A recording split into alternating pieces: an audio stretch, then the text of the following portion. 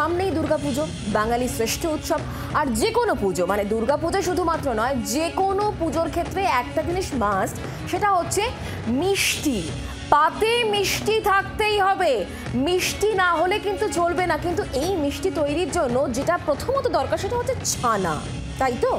এই ছানাটা প্রচুর পরিমাণে দরকার। কিন্তু এই ছানা যেভাবে তৈরি হয়, যেভাবে মিষ্টির দোকানে নিয়ে আসা হয়, তা কি আপনি জানেন? কেন বলছি এই কথা? প্রতি পরতে পরতে জানাবো যে এই ছানা কিভাবে তৈরি হয়, কিভাবে একেবারে নামজাদা মিষ্টির দোকানে এই ছানা পৌঁছয়। সেই ছবি এক এক করে দেখাবো।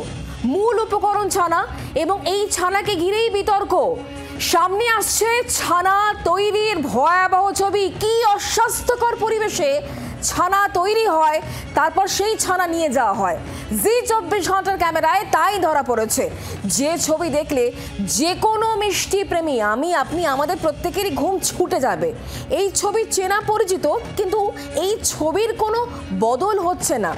বছরের পর বছর এই পদ্ধতিতেই ছানা তৈরি, ছানা পরিবহন করা হচ্ছে একেবারে নামজাদা মিষ্টির দোকানে। আহিলি একেবারে শুক্লা। এবং এই ছানা পরিবহনের কথা যখন উঠলো, তখন এই ছবিটা না দেখালেই নয়। ট্রেনের কামরায় কিভাবে পড়ে রয়েছে ছানার থলি একবার দেখুন। ট্রেনের কামরার মেঝেতে ধুলো থাকে, ময়লা থাকে, ব্যাকটেরিয়া থাকে বিভিন্ন ধরনের, আর সেই ট্রেনের মেঝেতেই ছানা আনা হচ্ছে। এমনকি সেই ছানার যে জল, সেই জল ছানার কাপড়ের থলি থেকে বেরিয়ে আসছে।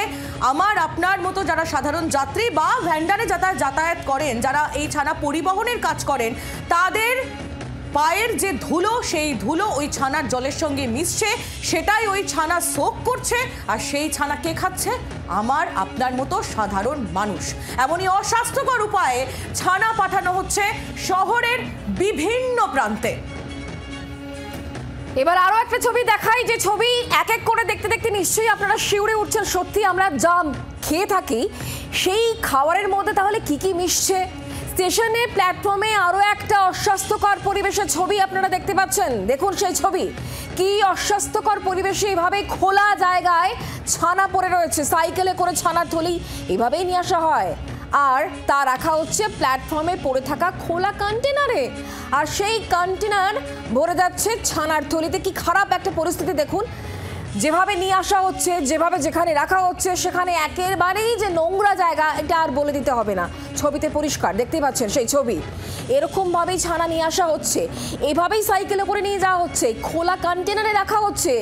বুঝতেই পারছেন কি অস্বাস্থ্যকর পরিবেশ।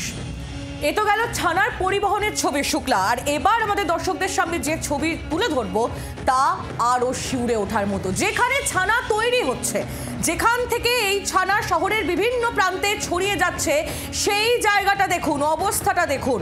নোংরা পাত্রে এইভাবেই ছানা পাতা হয়। নোংরা দেওয়াল, সেই দেওয়ালের পাশে খোলা অবস্থায় ছানা পড়ে, পাশে আবার গোয়াল ঘর।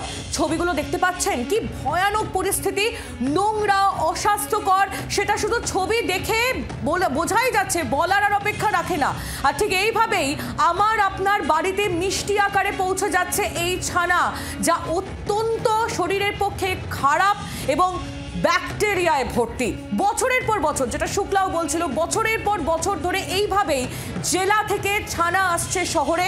আমার আপনার একথা অজানা নয়। যারা লোকাল ট্রেনে যাতায়াত করেন তারা প্রত্যেকে জানেন। কিন্তু তারপরেও পরিস্থিতির বদল হচ্ছে কোথায় শুক্লা? কেন এই পরিস্থিতির বদল হচ্ছে না? যারা ছানা নিয়ে যাচ্ছেন তাদের মনেই বা এই প্রশ্ন কেন জাগছে না? যে নামজাদা দোকানগুলো, মিষ্টির দোকানগুলো ছানা নিচ্ছে, তারাই বা এই বিষয়ে কেন কোয়ারি করছেন? সব নিয়ে প্রশ্ন থাকবে। আমরা কথা বলবো। বিশ্বজিৎ মিত্র এই মুহূর্তে আমাদের সঙ্গে রয়েছেন, আমাদের প্রতিনিধি সরাসরি। বিশ্বজিৎ, যেভাবে ছানা নিয়ে আসা হচ্ছে, ছানা আসলে ছানা নাকি বিষ? এই প্রশ্ন তো উঠবেই।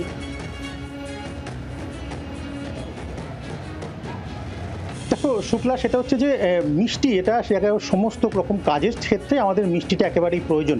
জন্মদিন হোক বা বিয়ে বাড়ি বা যে কোনো সামাজিক অনুষ্ঠানে দেখো মিষ্টিটার শেষ পাতে মিষ্টি আমাদের কিন্তু একেবারেই গ্রহণযোগ্য।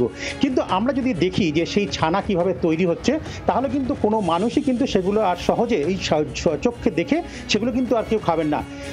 নদিয়া, কলকাতা শহরের যে সমস্ত বড় বড় নামজাদা মিষ্টির দোকান রয়েছে বা আশপাশে যে সমস্ত শহরতলি যে সমস্ত মিষ্টির দোকান রয়েছে, সেই সমস্ত মিষ্টির দোকানে নদিয়ার একেবারে ফুলিয়া, হবিবপুর, রানাঘাট, চাকদা এই সমস্ত জায়গা থেকেই প্রচুর পরিমাণে ছানা যায় এবং সেই ছানার যে বহনযোগ্যতা সেটা সস্তায় পরিবহন হিসেবে তারা রেলকে বেছে নিয়েছে এবং রেলের যে একেবারে যে ইয়ে আছে আর কি ভ্যান্ডার, যে ভ্যান্ডারের মধ্যে করেই তারা একেবারে পুরো নোংরা পরিবেশে সেখানে সেই সমস্ত ছানাগুলোকে রাখা হয় এবং সেই সমস্ত নোংরা জল তারা সেখানে থুতু থেকে শুরু করে বিভিন্ন রকম ময়লা আবর্জনা রয়েছে সেগুলো ধুলো উঠছে, পাশাপাশি যে ছানার যে জল বেরোচ্ছে সেই জলগুলো পর্যন্ত ছানায় গিয়ে ঢুকে যাচ্ছে। কিন্তু একেবারে পুলিশ প্রশাসন বা স্থানীয় বাসিন্দা অনেকেরই নজর এড়িয়ে এইভাবে যে চলে যায় দিনের পর দিন। এখান থেকে প্রায় লক্ষ লক্ষ টন প্রচুর প্রতিনিয়ত এখান থেকে এই সব সমস্ত ছানাগুলো যায় এবং যাওয়ার পরেই নজর এড়িয়ে নয়, সর্বসমক্ষেই হচ্ছে, কিন্তু পরিস্থিতির বদল হচ্ছে না। বারে বারে করে আমরা এই ছবি দেখাই, কিন্তু এই পরিস্থিতির বদল কখনোই হয় না। এভাবেই অস্বাস্থ্যকর পরিবেশে নিয়ে আসা হয়, এভাবেই কি কিন্তু ছানা বারবার করে মিষ্টির দোকানে যাচ্ছে, কিন্তু কারো মনে কোনো প্রশ্নই জাগে না। কেন? এই প্রশ্নই এই মুহূর্তে জি 24 ঘন্টা তরফ থেকে আমরা রাখছি। বিশ্বজিৎ, তোমাকে ধন্যবাদ। শহর কলকাতা এবং শহরতলির রোজকার মিষ্টি তৈরিতে প্রতিদিন কম করে কয়েকশো কিলো ছানা লাগে, আর এই ছানার বেশিরভাগটাই আসে শান্তিপুর, ফুলিয়া, হবিবপুর, চাকদা থেকে, যেখান থেকে আমাদের প্রতিনিধি সরাসরি আমাদের সঙ্গে ছিলেন। শান্তিপুর এবং ফুলিয়া মূলত তাঁত শিল্পের জন্য পরিচিত, আপনারা জানেন, কিন্তু সেটা হলেও স্থানীয় কিছু সম্প্রদায়ের বহু মানুষ আজও যুক্ত ছানা ও মিষ্টি তৈরির কারবারে, যাদের দৈনন্দিন রুটিনের মধ্যে অন্যতম কাজ হলো ছানা তৈরি করে তা ট্রেনে করে পাঠানো। প্রতিদিন কেজির পর কেজি ছানা চড়ায় তারা ট্রেনে, উদ্দেশ্য কলকাতার নামজাদা মিষ্টির দোকান।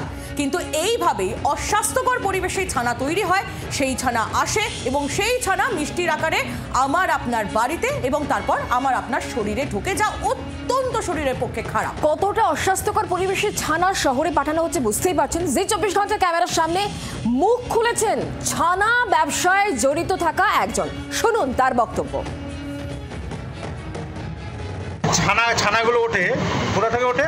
ফুলিয়া স্টেশন থেকে। ফুলিয়ার কোথা থেকে ওঠে? ফুলিয়া স্টেশন থেকে ওঠে। ফুলিয়া যেসব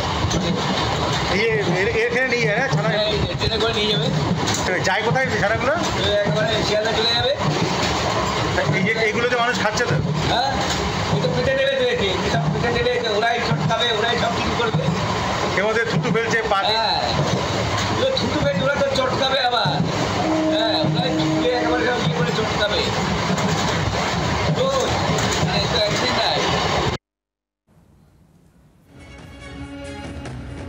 মিষ্টি তৈরির মূল উপকরণ ছানা নিয়ে সতর্কবার্তা দিচ্ছেন চিকিৎসকরা।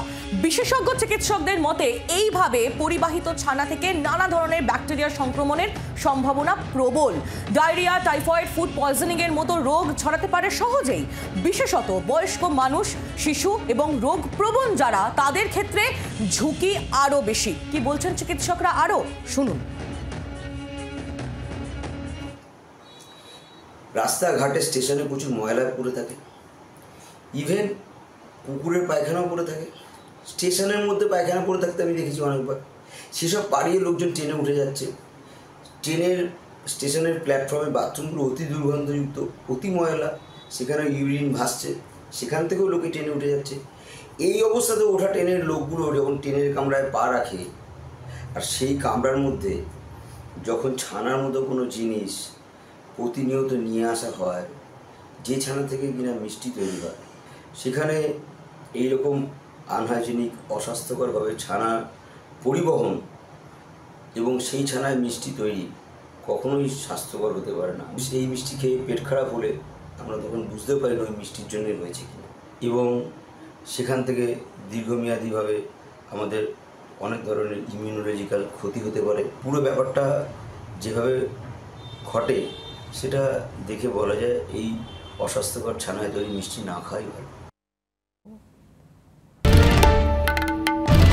বাংলার আওয়াজ, বাঙালির আবেগ, জি 24 ঘন্টা।